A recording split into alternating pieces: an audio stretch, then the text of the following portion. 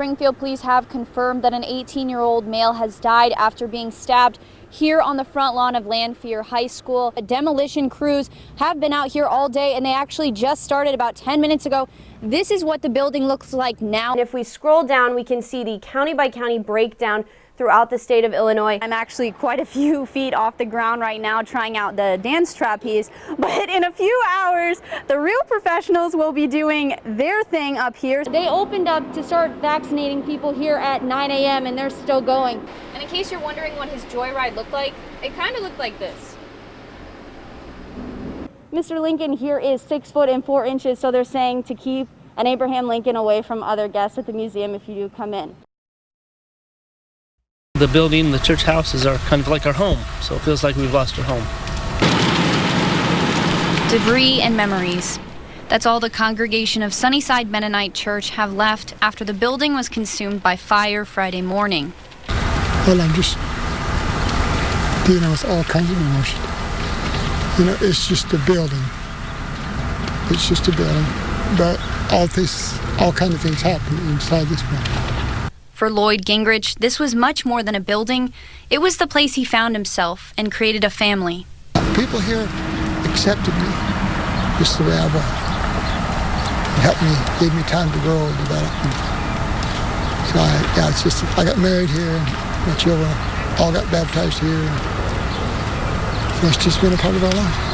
And for church leadership, it was devastating to see what they consider the body of Christ destroyed in a matter of hours. When I stop and really think about it, it's hard not to break down. But then again, yeah, it's a building, and no one was hurt here. And we're glad for that. Even though today was very bleak, they say it's not about the location of the church, it's about the people in it. Well, this doesn't look like much of a future, as you see the fire going still, but like I said, we have plans. We believe that God has plans for us to rise up and be the church and rebuild. In Chesterville, Meghan Whitlock, WAND News. Justice for Aaliyah! Justice for Aaliyah! This was the chant heard outside the Champaign County Courthouse this morning for 21-year-old Aaliyah Lewis. We support Aaliyah! Was charged back in April with aggravated battery and felony resisting arrest. You don't even know my name. However, Aaliyah in the Champaign-Urbana chapter of Showing Up for Racial Justice believes she was wrongfully charged after body cam footage was released by Urbana police. Got that on camera. Stop resisting! Stop resisting! Stop resisting! Pull that back. You see it live, and you justify a person, a grown man, 3 grown men, punching a little girl and kneeing a little girl, and you give her charges. How can you explain that? The footage created outrage with many members of the community and led Jane McClintock to organize this morning's event. You know, I thought we were better than this. You know, it's easy to think, oh, this is something that happens in Minneapolis, this is a problem they have in New York City or Chicago, but, you know, even in Urbana, especially in Urbana, you know, we don't have accountability. Other members of the community joined because they felt change is necessary. It makes me leery of allowing my children to go out to venture because I don't want this to happen to them. Their main goal today was to have charges dropped as she appeared before a judge for a pretrial. But the judge did not drop the charges. I'm disappointed, really, but I'm gonna keep fighting. I'm gonna keep trying. Drop those charges! Supporters say they won't give up. This is what our communities look like. This is what community looks like! This is what community looks like! I'll see you guys in court. In Champaign, Meghan Whitlock, WAND News. October 19th, 1980. A day that has stuck with retired Coles County Sheriff Darrell Cox for 40 years. He had only been an officer for 2 years when he got the call to investigate a report of a dead body found at a popular hangout spot, Airtight Bridge. I got here and two of my friends were on the bridge, and I recall them as, well, where's everybody else at? And I said, oh, come on, this is probably a joke. And I walked down to the bank where what I thought wasn't a body, obviously, at that point. And I got close enough and discovered that it was. I remember looking up at them and saying, yeah, you're right, I'm going to need some assistance. What Cox found was a nude woman's body missing her head, feet, and hands. Without these body parts, the Coles County Sheriff's Department had no idea who the woman was, and more importantly, who had left her there.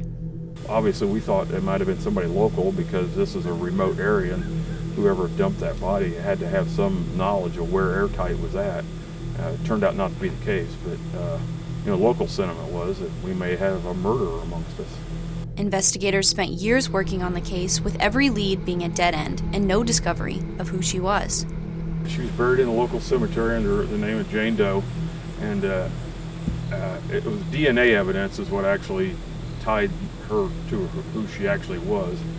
After 12 years and updated DNA tracing technology, the department was able to finally identify the body as Diane Small, a 26-year-old mother from Bradley, Illinois. The identification of the victim also helped to identify a prime suspect, her husband, Thomas Small. While the initial investigation of Small didn't find enough evidence to confirm he was the killer, the fact that he had never filed a missing persons report and his interrogation said enough. It appeared that he had more that he wanted to say, but ended up he stopped talking. A confession that would take 37 years, and investigators like Chief Deputy Tyler Hyleen reopening the case to find out the husband had in fact killed her. When we spoke to him, I felt like that he was ready to tell. I think he lived with it for long enough, and I think he was just tired of hiding that secret. The secret? He had killed his wife after an argument in their home in Bradley, Illinois, and randomly decided to drive to Coles County to dispose of her body. A revelation that brought closure to a grieving family and community. Justice was done.